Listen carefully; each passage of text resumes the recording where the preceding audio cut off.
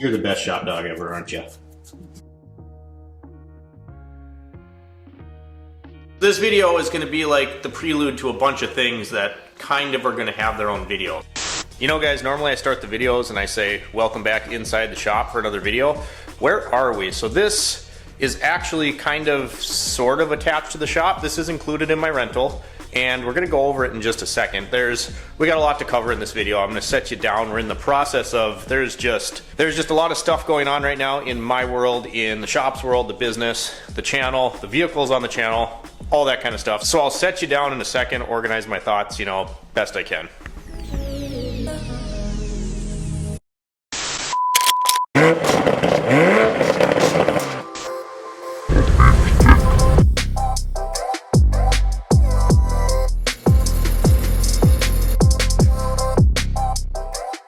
Sammy, what are you doing?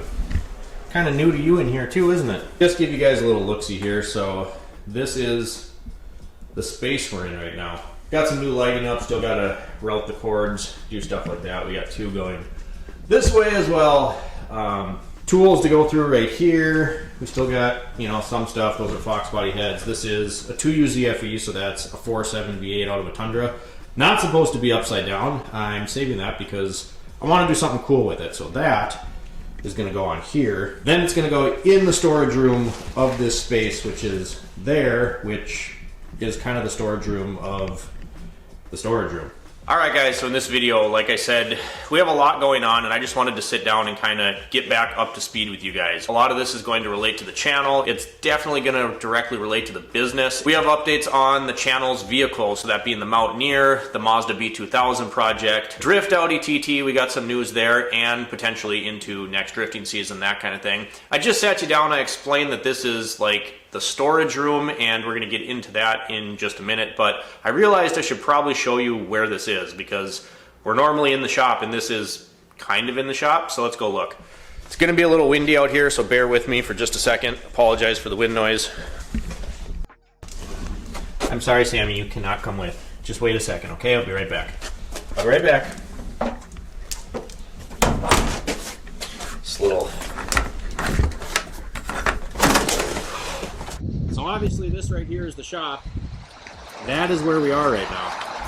So that's where we're currently at right now, and this space that we're in right now, you guys, is about 40 feet deep, and it's about 18 feet wide. So it's a really deep and kind of narrow space, right? But it's basically like a double deep single stall garage, right? So this space was initially just storage for me. When I first moved in here, if you remember, you're a longtime viewer of the channel, I started the shop from my first house. So I was working literally in my garage at home, and then I got into my shop, right? So this initially was kind of like my detail, oil change, brakes, little stuff I did in here because my lift was over in the other shop. Fast forward the next couple years, and this really became just kind of cold storage. This bay right here was not utilized because I sold my house and I had two garages out there, if you remember. Well, one garage and a steel building and a lot of stuff. I went from my house to an apartment, and I didn't want to have, obviously I don't have the garage space I had at my house. So everything ended up in here, and that's like table sets, chairs. I actually can't believe I'm going to show you guys this. It's embarrassing how messy it got. Last winter we had a water line break back here, and it was a disaster. Here it is. Yeah, so this space was completely unusable. And we've kind of come full circle here. So what's going to happen, and here's the deal, guys. I have a friend and kind of an apprentice. He comes up once a week from the town that my house used to be in. I've never had him in a video because he's 16 years old and YouTube is weird about some of that stuff. But he's a great kid, he's a hard worker, and he comes up once a week, and it's kind of a mix between an apprenticeship, he learns how to work on stuff. Right about now I'd say he's pretty comfortable doing oil changes, fluids, brakes, rotating tires, that kind of thing, and then I teach him things as we work, right? Additionally, it's a huge help to have him around and do some of the stuff that maybe I'm too busy to do, whether it's washing shop rags or run an errand for me quick or go grab this part, talk to the parts guy. It's great. I really like it. He comes up once a week, and it's just me working in the shop, and sometimes it's nice to have another person around. So I got to give him a shout out. He's going to remain unnamed, but I have to give him a huge shout out because he busted his butt. Last week we came in here, you saw that picture, we got a U-Haul truck, and I got all this stuff out of here. Well, mostly. The motors are staying because I would like to work on them at some point in time. But this space, we just got this. So a couple reasons for the scissor lift. One, I want this to be a workable bay, and because it's narrow, I wanted to utilize the space as well as I possibly could. Now, a lot of these changes are gonna come for another video. I don't wanna spoil absolutely everything. So this video is gonna be like the prelude to a bunch of things that kind of are gonna have their own video. So we're gonna get it together here. But the reason for the scissor lift was, one, I want to utilize this space as efficiently as possible. So the other shop obviously is jam-packed to the gills, you know, tire machine, press, my toolbox, all the blow molded cases, the Max Jacks lift. It's really crammed in there. So I would like this space to remain kind of open and just be able to utilize every inch of this space that I can. So the scissor lift does one of two things. If I don't need the lift, it folds down nice and flush to the floor. You don't have the posts that you're trying to work around, anything like that. If you wanted to do a detail in here, just ride it over the lift and who cares? It's like it's not even there. The other thing is, this is a really old and kind of questionable building. The concrete isn't very level in here. I did not check it like I did in the other shop to make sure that it would even be thick enough to accept another 2-post lift. So the nice thing about that scissor lift is it's gonna sit on the ground and I don't have to worry about it. Shout out to Rick's Tire and Towing. He's been in a few videos before. He's a great friend in many ways. He's led me and guided me with my business. I'm really grateful to know him. I bought that lift from him, and one thing I like about this old scissor lift is there's no crossing in the middle, and that's always been the gripe with scissor lifts is, okay, it's great for brakes, oil changes, but you can't do anything in the center of the car. You have a rear wheel drive transmission job, you're not dropping it. On this one, the two pieces are completely independent of one another. So there is no, middle that you're trying to fight. You can drop exhaust, do all that kind of stuff. So again, I don't want to completely spoil everything. We're gonna kind of have like a grand reveal, but the bottom line is I was running out of space in the other shop, you guys, and looked at, maybe renting a different space, stuff like that. And ultimately, I would like to buy my next shop. So the market kind of sucks right now. I haven't found anything that's going to suit my needs. And I was like, you know what? Why don't I just try to utilize best I can everything that I have right now? So that's why we're going to try to utilize this space and make it work and give ourselves, a little bit more room to play with, a little breathing room. I'm getting to a point, and this is probably going to ruin part of it, but I'm getting to a point where I can't do everything. I can't. I've been, 7 days a week, 1,000,000 miles an hour, not enough sleep. You're the parts guy, you're the parts runner, you're the service advisor, you're the everything. And not that I don't like wearing all those hats, it's a challenge to juggle sometimes. But for instance, yesterday I put an engine quote together, and by the time I priced it out a few different ways, researched the warranties, did all that kind of stuff, the service writer, parts guy side of it, I had like 2.5 hours into this quote, and that's on top of actually having to go in the shop and take care of customer cars. Today, as another example, I had an owner's inspection for a really good customer of mine, love the guy, and I love converting people to Toyotas, and he's looking at a used Tundra. Well, by the time I made calls to the dealership, got arrangements to get that car over here, talked to the sales lady, talked to the sales manager, talked to him, waited for, it's just a lot to do all the time. I'm just getting to a point where something has to change, and this space being open, along with what's to come, I think is going to really accelerate the business as a whole. I really do not like this background as much as our normal discussions. All right, so the Mountaineer, working on a video for that right now, you guys. I'm about 60% done editing that video, but we went ahead and we did monster liner on the truck. So I'm gonna have that video out pretty soon. I was going to get Lucian to get me some nice fancy shots, some B-roll of the truck, but then I thought about it, and the lift kit, I am in the works of getting that done and getting access to an alignment rack so that my $1,000 worth of KO2s don't get ruined right away. And that's really what we're waiting for, is I have brand new KO2s and I have brand new wheels on the way. So I want to get the truck done, and then we'll kind of show you, clean it up, get some fancy shots, have some fun with it. But I am working on that video, and that was kind of the delay, was I was trying to decide how I exactly wanted to do that. So that video is going to be coming out, monster liner. I have to fluid film the truck before winter happens, just touch up a few spots. Then that one's good to go, which is why we took a break from the Mazda.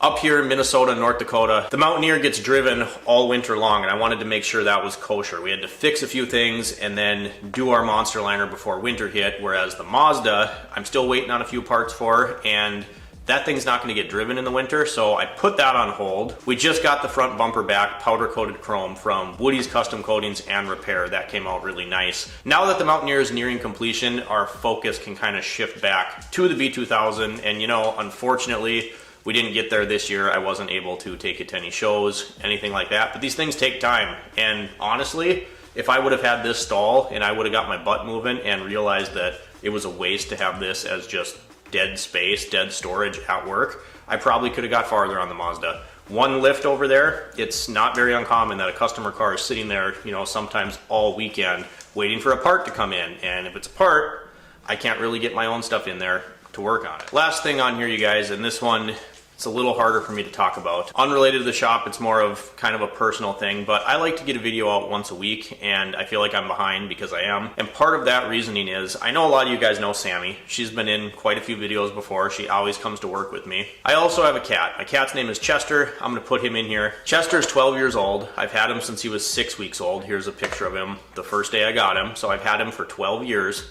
And I woke up the other day and he was not right. And if I'm being honest with you guys, I wanted to cry like a little baby. Like something was severely wrong with the cat. We spent the last couple days talking to the vet, in and out of the emergency ER, and the diagnosis that I received was either he has a brain tumor or a massive concussion that caused some sort of brain bleed, something like that. I don't even know how to explain how he was acting. It was like lights were on, no one's home, and he couldn't really walk. He was tipping over. They said he went blind, and it's been an emotional roller coaster. If you have pets, you know how attached you get to them, but you don't realize how attached you are until, you know, something like that happens. And it's been a rough couple days. The good news is he's been doing quite a bit better today, and shockingly to the vet, apparently, because basically what they said is I could go down to the U of M, you know, Gophers, University of Minnesota, and get a CT scan to determine if it is actually a brain tumor. Well, at that point, they can't really do anything, and you know, he's just going to get worse until unfortunately he passes away, or I would have to make, you know, the call there.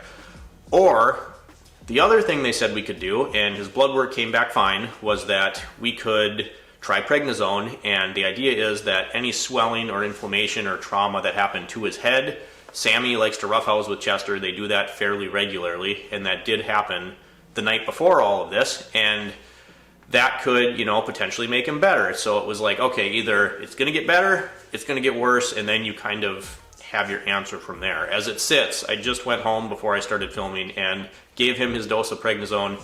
His vision did come back in one eye. He can see now. He physically is acting a lot better. He's cleaning himself. He's responding to his name now. I would say as a whole, he's 10 times better than he was yesterday. And when I got the call from the vet this morning, she actually said, she was like, wow, being honest with you, I was dreading this phone call because I didn't think I was going to get any good news at all. She basically made it sound like she thought that, without saying it, that he was going to pass away, and that didn't happen. I'm just really attached to the little guy, and if you have pets, you know exactly where I'm coming from. It's hard, but it's a promise we make to them, you know, to do what's right for them and give them the best life and care and comfort that we possibly can. So that's been taking up a lot of my headspace, a lot of my time.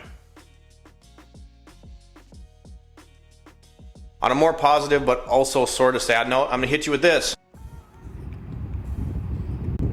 So the Audi TT is gone, and again, like I said, this video is gonna have topics that are gonna have a lot of their own videos. We will get into it. Bottom line, it was just too expensive, too time consuming, things kept breaking, and I got to this crossroads, you guys. It was either we're gonna build a custom rear subframe, get a drive shaft made, and throw an 8.8 rear end in this thing, and it also needed a clutch. And at the end of the day, the ultimate part of my decision to not pursue this as the primary channel drift car was because at the end of the day, I could do all that and I still have a 237,000 mile Audi TT that was doing something it was never supposed to do. So I'm glad we did it. I had a lot of fun building that car, and it did make it to some events. It was a blast to drive. This doesn't mean we're done drifting. I'm not gonna spoil it. We actually do have a new drift car that I had a hand in building that we have already agreed to purchase. It's in pieces, in the process of getting put back together right now, but we absolutely are not done drifting on the channel. So next season, we're gonna have a brand new car. It's gonna be a lot more user-friendly and have a lot more aftermarket support. That's what I can tell you right now. One more shot of you in here, just because I love you. You're the best shop dog ever, aren't you? The other thing I want to talk about before we go ahead and wrap this video up is we have had a lot of companies reach out to the channel recently and send us products. One of those products being this scanner right here. The name, it says King Bolin. So this is a little Bluetooth automotive scanner. I haven't opened it yet. It's still in the cellophane. This company reached out, asked if they could send me one to try. I said sure, but I made sure they knew I'm going to give them an honest opinion. If I think it's terrible, I'm going to tell them it's terrible. But I went on Amazon. These were like 150, 200 bucks. My assumption, you guys, with a lot of these products, if you just want to scan codes on your car at home, this could be a great option. I'm assuming it's going to end up being kind of like a glorified code reader, but this tool will get its own video. There's a couple other companies who have reached out in the last week or so. I believe one is a tire inflator, so we'll test that out when it comes in. Just kind of cool, but more stuff we have to do on the channel. So that's going to about wrap up this video, guys. I just wanted to kind of touch base, give you a little update on the changes that are coming to the channel. And like I said, I realize this video is kind of like a prelude to a bunch of other videos and you got some information, but not all of it. I just wanted to get up to speed, catch up with you. If you guys enjoyed today's video, drop me a comment down below. Like and subscribe if you have not already. And as always, thanks for watching. We'll catch you next time.